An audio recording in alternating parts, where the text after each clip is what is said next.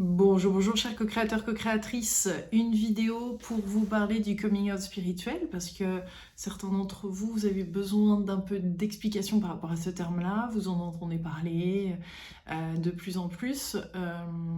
Et en effet, le coming out spirituel, comme tout coming out, c'est-à-dire comme toute démarche de vouloir être vu, entendu pour ce que l'on est, c'est-à-dire qu'on décide de se révéler aux autres, au monde tel que nous sommes. Donc on connaît plus le coming out sexuel par rapport à ses orientations sexuelles.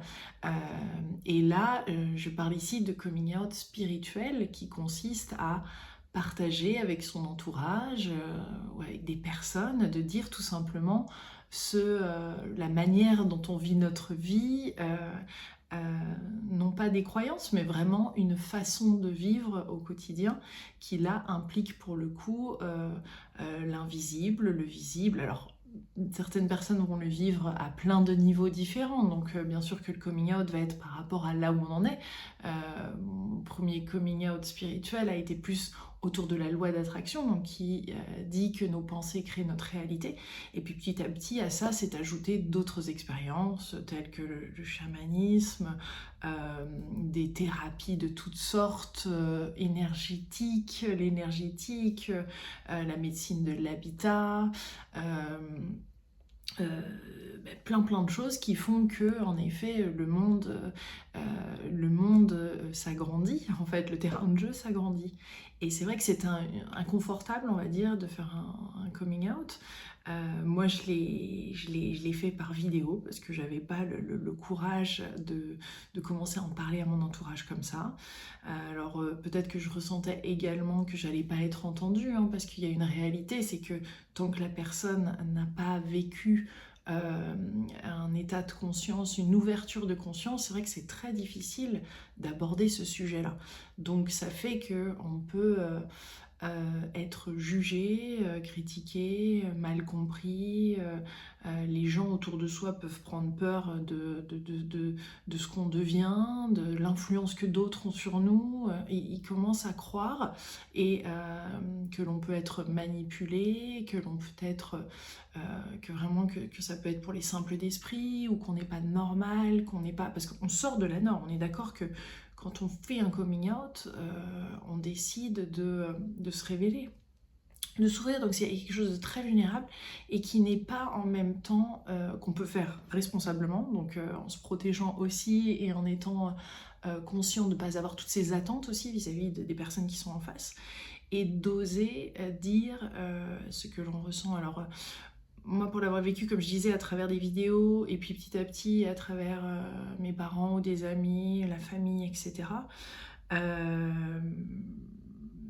c'est vrai que c'est bien de choisir quand même par qui on commence, de savoir que une personne qui est en face, qui est dans l'écoute, qui est dans l'ouverture du cœur, qui va nous écouter sans nous juger et puis accueillir, donc une personne avec une ouverture de cœur, ça aide pour en parler et trouver un moment qui est propice en personne pour parler de ça à cette personne.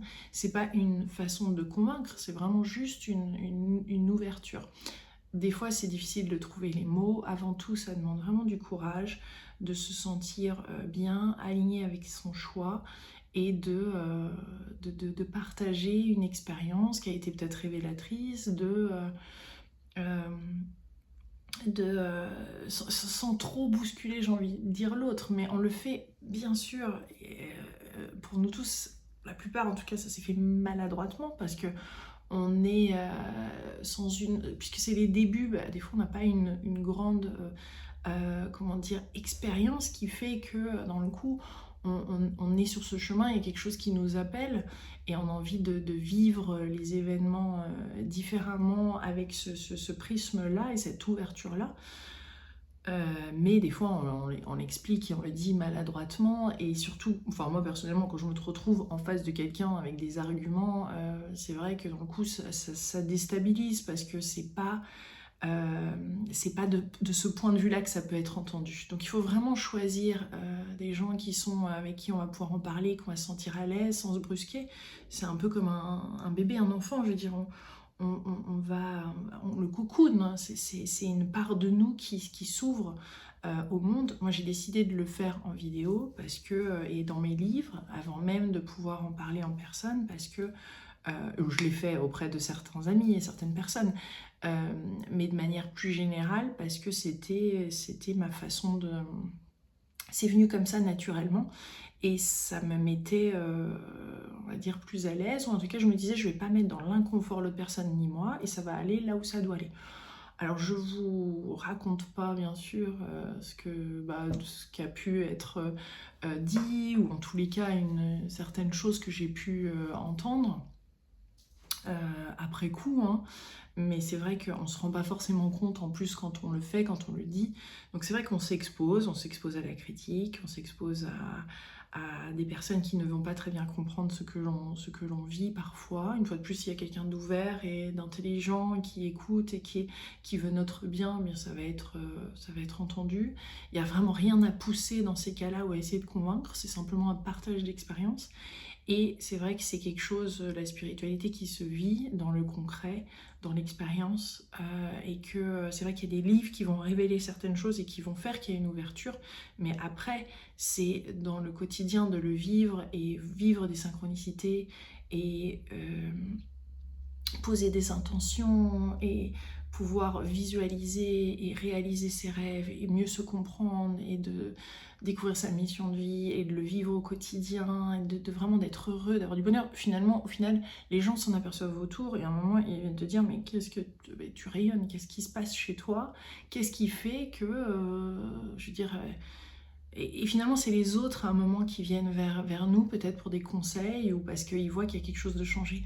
Et c'est à ce moment-là, et c'est vrai que ça met du temps.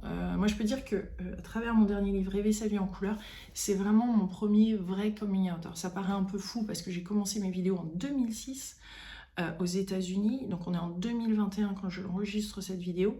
Ça paraît assez dingue de se dire qu'il m'a fallu autant de temps. Donc pour moi, c'est un moment qui est clé, parce que même mes parents ont lu ce livre, certaines personnes autour de mon entourage l'ont lu. Il y a eu quelque chose où je me suis pleinement lâchée dans ce que j'avais à dire, sans retenue, tout en étant...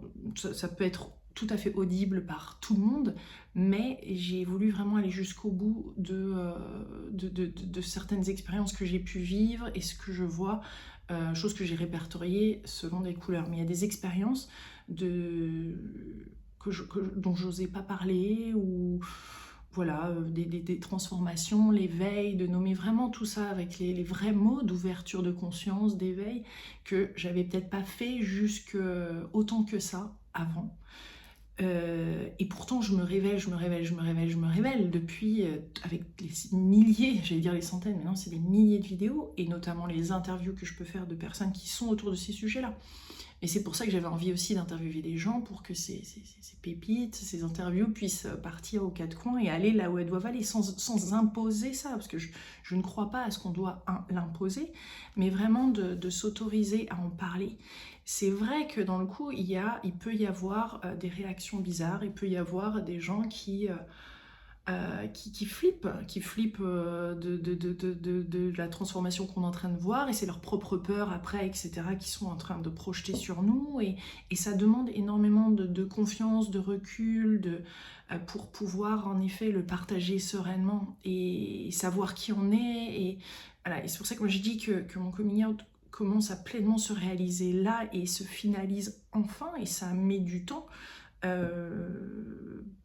parce que c'est un sentiment intérieur au final, où on sent qu'il y a quelque chose qui a été dit, accompli, et on va pouvoir passer après au prochain chapitre de sa vie. Pas que j'ai pas pu vivre ça, et la preuve, je l'ai fait publiquement, hein. J'ai vécu ça, j'ai partagé ces notions, etc.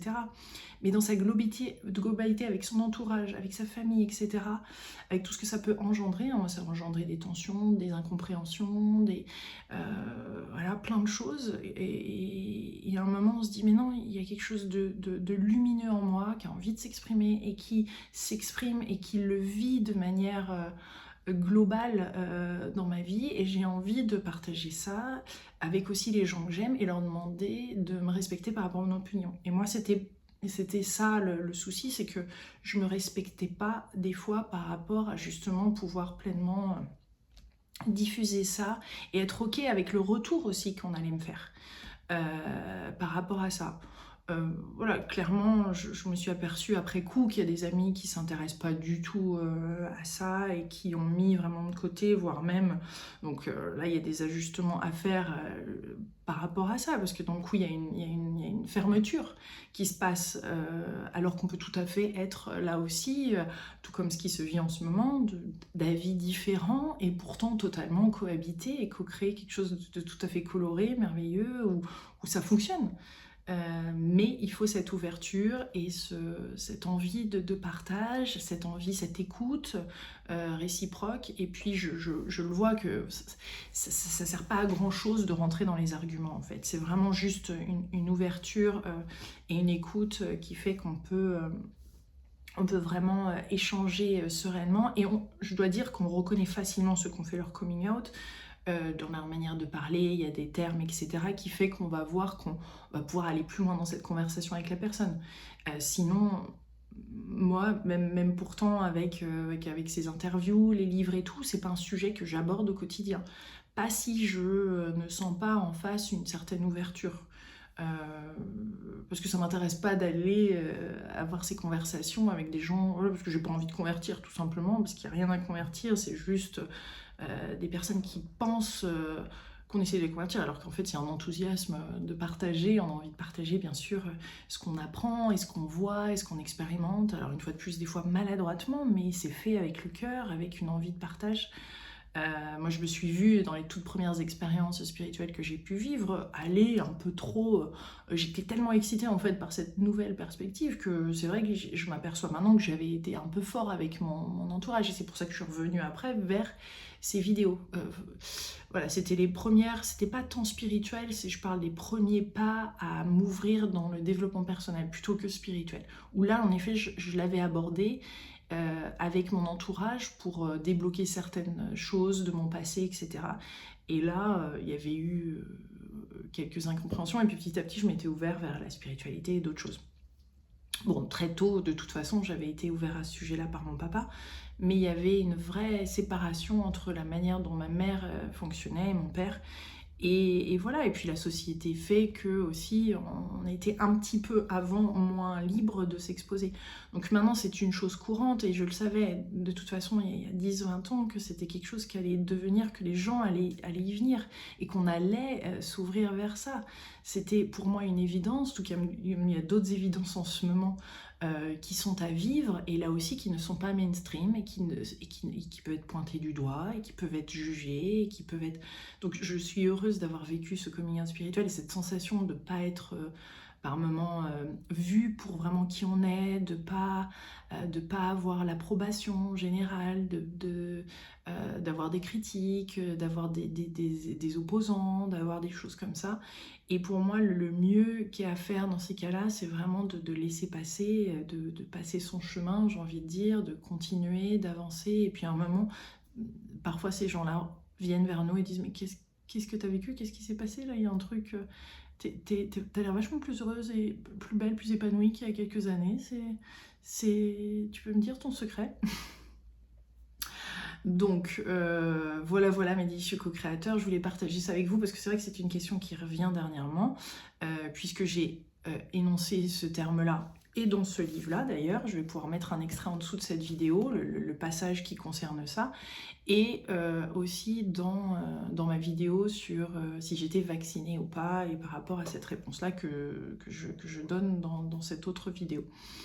Et donc je l'ai mis en parallèle parce qu'il y a des choses un petit peu similaires par rapport à ce qu'on va aussi vivre dans ce que la vie nous propose. C'est vague, moi je vois ça comme une vague lumineuse qui arrive vers nous et qu'on peut surfer aussi de plein de belles choses qui sont à co-créer, qui ne sont peut-être pas mainstream, mais qui vont créer des choses extraordinaires et magiques avec la vie, pour l'humanité, et ça va faire du bien d'en faire partie, mais c'est surtout ça demande beaucoup de courage, et loin d'être évident, et nous demande de se poser, de bien se recentrer, de passer du temps dans la nature aussi, de ressentir les éléments, de méditer si on en ressent le besoin, de pouvoir communiquer, clarifier, s'alléger, purifier, pour pouvoir être plus libéré, on va dire, de ces ombres et de ces colères et de choses qui fait qu'on a du mal à être avec ce qui est, hein, et ce qui nous est présenté. Donc euh, j'ai envie de dire, libérons-nous, osez le coming out spirituel quand vous serez prêt, j'insiste bien, quand vous serez prêt, il n'y a pas d'urgence, il y a plein de façons de le faire, et il y a plein de passerelles et je dirais, d'étapes à ça aussi. D'autres le vivront peut-être en une fois, hein, mais pour moi, comme je vous disais, ça a mis pas mal d'années. Et, euh, et j'en suis fière, je suis contente de pouvoir l'affirmer haut et fort et de savoir ce que ça vaut. C'est pas que... C'est je trouve que, je dis le mot vaut parce que il y a une grande valeur et une grande ouverture de cœur qui accompagne ce mouvement spirituel. Il y a un élan vers la vie, de se rapprocher de la nature, de faire des choix qui sont conscients, de manger en conscience, de petit à petit transformer sa vie comme ça pour être de plus en plus en équilibre et quelque chose qui est de plus en plus harmonieux avec ce que l'on ressent. Ça se fait pas du jour au lendemain. Une fois de plus, ça demande beaucoup de courage et c'est quelque chose que forcément, avec cet investissement qu'on fait en nous-mêmes et tout ce courage qui est demandé pour faire ce travail, eh bien forcément il y a de plus en plus de lumière qui rayonne et qui fait que oui, on attire d'autres personnes qui sont dans cette démarche-là et ça fait du bien. Et une fois qu'on a fait ce basculement, même si ce mot peut faire peur, une fois que son cœur s'ouvre clairement, parce que l'éveil est forcément associé à l'ouverture de cœur, ça pour moi c'est clair, c'est quelque chose qui va de pair et qui fait qu'on n'a plus envie de revenir en arrière. Ça peut faire peur aux autres et je pense que c'est pour ça que certaines personnes réagissent comme ils peuvent réagir.